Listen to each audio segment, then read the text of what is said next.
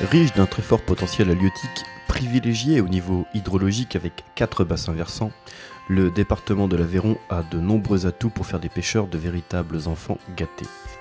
Ces derniers bénéficient en effet d'un formidable terrain de jeu constitué de 6500 km de rivières classées en première catégorie où s'ébattent truites et ombres, de 545 km de cours d'eau en deuxième catégorie dont 340 ouverts à la pêche de la carpe de nuit, et enfin de 4800 hectares de lacs abritant cendres, brochets, silures et autres perches.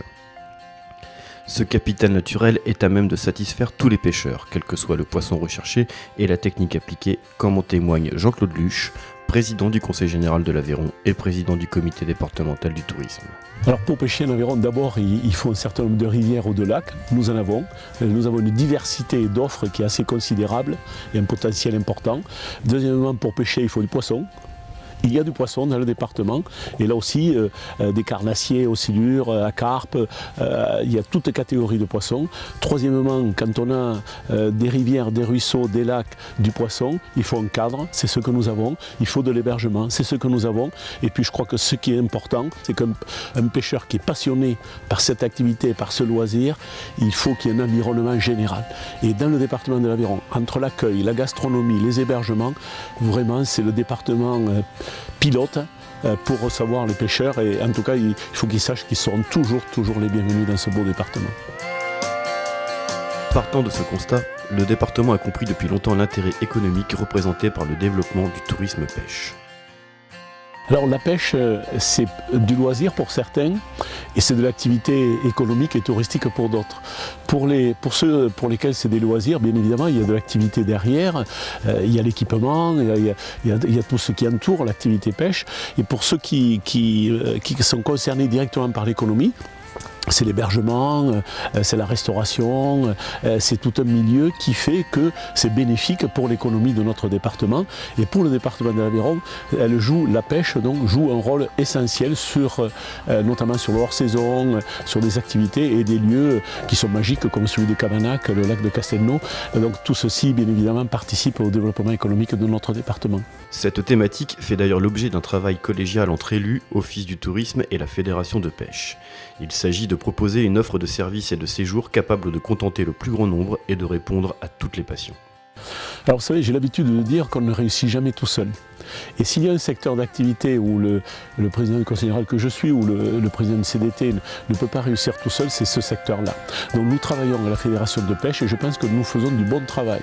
Et la présence et l'articulation que nous avons trouvée entre la fédération qui est assez institutionnelle et des bénévoles au bout qui font un travail considérable et les collectivités que je représente, donc ensemble nous construisons des véritables projets et nous apportons un développement le plus harmonieux possible et nous bénéficions bien évidemment d'un cadre hors du commun tel que celui que peut proposer le département de l'Aveyron. Je pars du principe que l'excellence c'est certainement un hôtel à 5 étoiles, c'est un restaurant à 3 étoiles ou à 20 côté chez Michelin, mais c'est également de pouvoir se faire plaisir dans une borale sur le lac de Castelnau, le lac de Sarens, les lacs du Lévézou, pour prendre soit des carnassiers, soit de la carpe, suivant les passions de chacun, soit de la truite ou d'autres poissons. Donc finalement, je crois que le potentiel important que nous avons dans le département de l'Aveyron, nous le réussissons et nous apportons la promotion en travaillant main dans la main et je m'en réjouis. Et je crois que c'est au bénéfice à la fois des pêcheurs locaux, à la fois de l'activité pêche